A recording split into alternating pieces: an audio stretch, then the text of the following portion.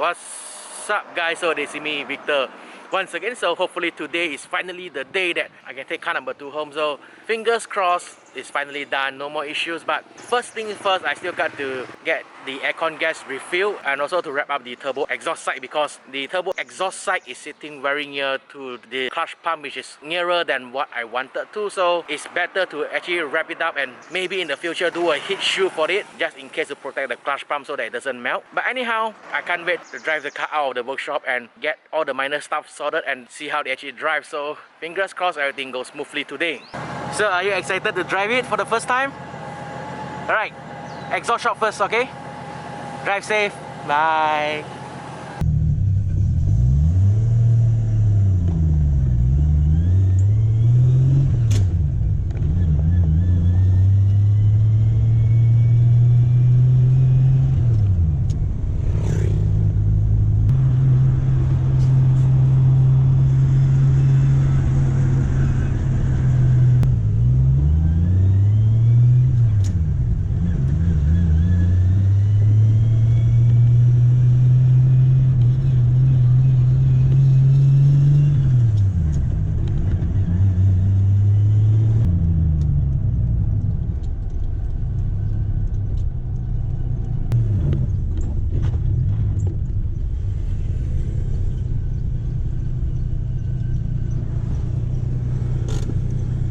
So guys, this is what I'm talking about, because as you can see the turbo exhaust side, that pipe is very near to the clutch pump. So what we're gonna do now is to remove the whole pipe and then we're gonna thermo wrap it to prevent the clutch pump from actually melting.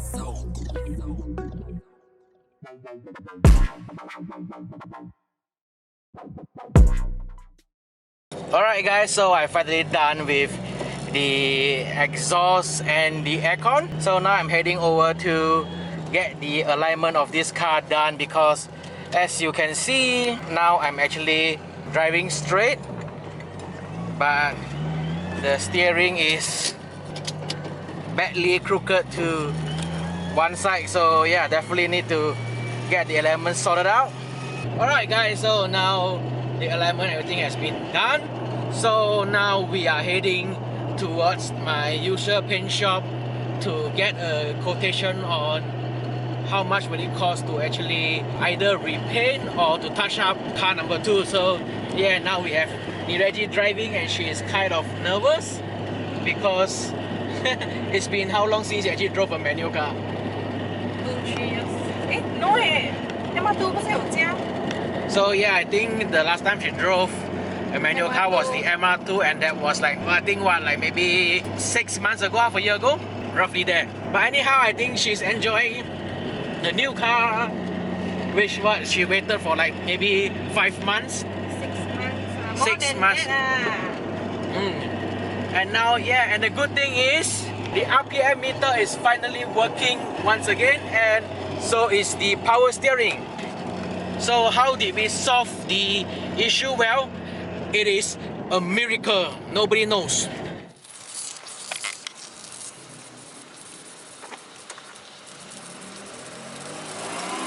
Oh no, coolant explosion.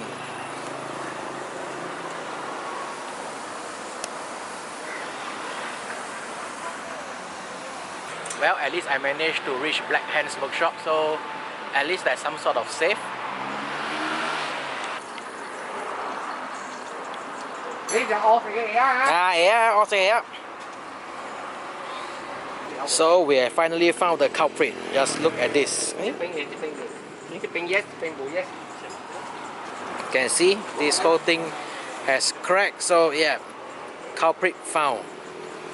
Alright guys, so I'm now back home. The issue has been temporarily solved because tomorrow I need to head back to Black Hand's workshop to get it rectified once and for all. So what happened is the fuse for the radiator fan is blown. The fan stopped working while Nireji was driving and hence caused the overheating issue and the water pipe burst. And the most hilarious part was the water pipe burst when we were actually stopping at a junction so that I can go to Black Hand's workshop, because it actually happens like literally one road behind Black Hand's workshop, so it's very close by. Lucky for that, when the radiator hose blew, all the coolant just splashed out, and because the engine bay is hot and a lot of steam came out from the hood, and all the other street users, they were so shocked like the car is gonna be on fire and explode and so on. They were like shouting and yelling, and I was like, yeah, whatever, just drive. So yeah, it was definitely a very hilarious moment, but hopefully that doesn't happen again. As you guys can see the aftermath of the radiator hose bursting, you can see all the coolant sprayed everywhere, so I need to clean all this up.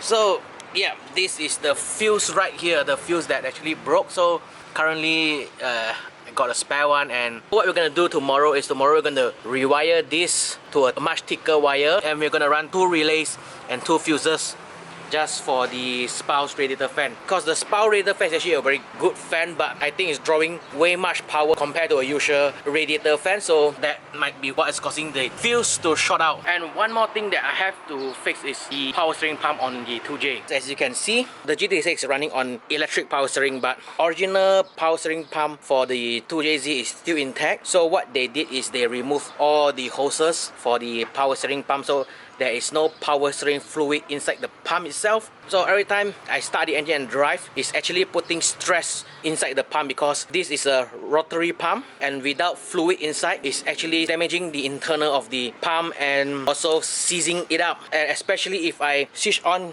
air conditioning, it will give extra load and extra stress to the power steering pump. So what happened yesterday is when I was driving, suddenly I can hear like a big grinding sound, and then you can see like smoke coming out from the pump itself. So I reckon that the pump is quite damaged, and I can't just remove the power steering pump and find another belt and just reroute it, because it is running on tensioner that requires this pump to be in place, because you can see the tensioner is right here.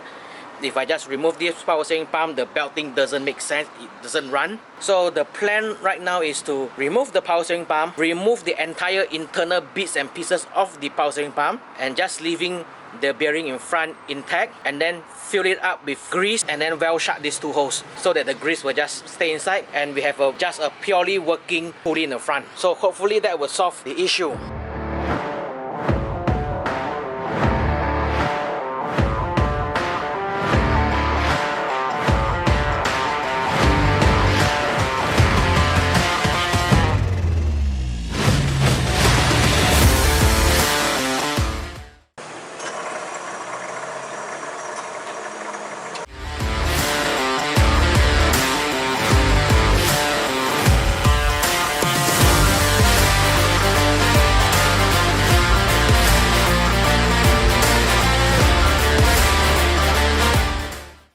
Alright guys, so now we have found one issue regarding the meter on car number 2, is that for the temperature gauge and the fuel gauge, the previous owner has converted them to analog instead of CAN bus, so it is not working. So the only reason we can think of why the previous owner or the mechanic of the previous owner actually changed that into analog is because maybe when they first did the 2J swap, they did not run a standalone ECU, they were running the stock 2J ECU. That's why the CAN bus isn't working, that's why they have to convert it to analog style. So since now it's running a standalone ECU that supports CAN bus, and the fuel gauge and temperature gauge isn't working. So what I'm doing now is, what we saw is the original CAN bus socket for the meter isn't cut in any way at all. So now I'm getting ready to go back to my house and drive car 1 over here and swap over the meter from car 1 into this car to see if the fuel and temperature gauge works. Fingers crossed it works. If it works, then it will be a simple fix. All I need to do is find another meter cluster for it.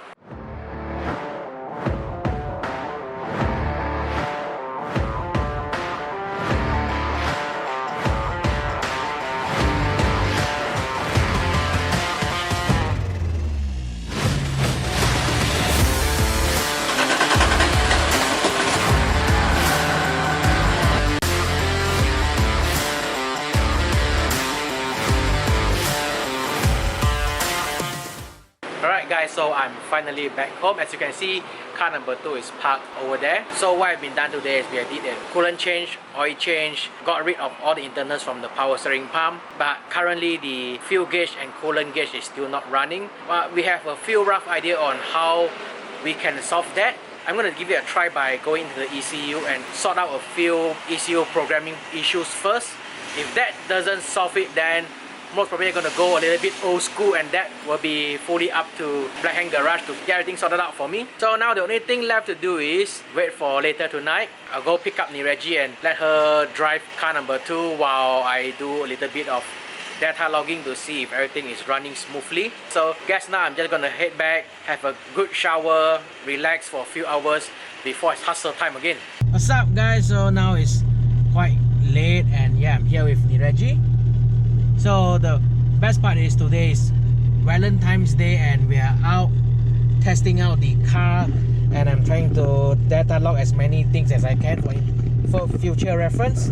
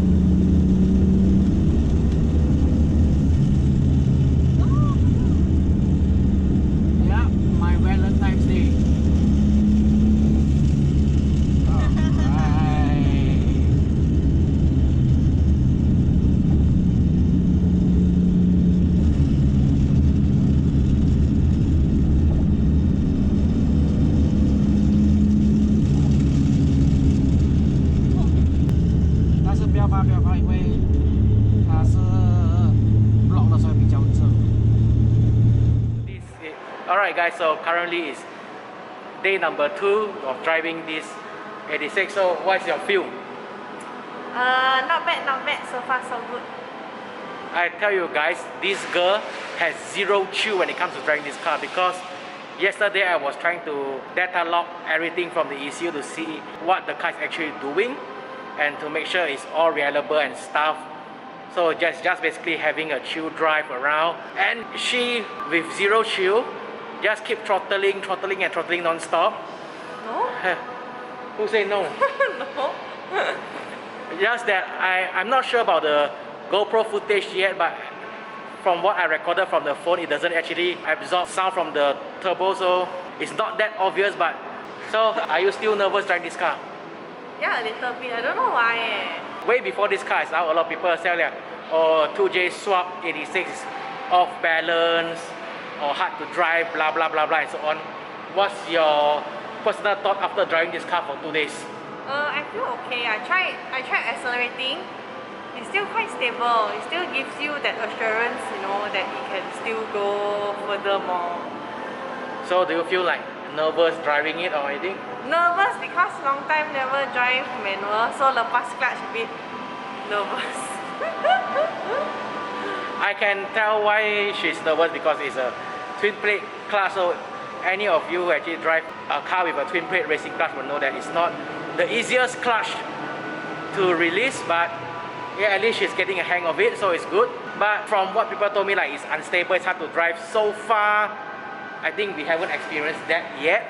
No, not really. No. But of course, we're going to further try out this car to give you guys a much better feedback, because certain things takes time. Yeah, that is all for this episode of the very first drive of the 2J86. So I'll see you guys in the next episode.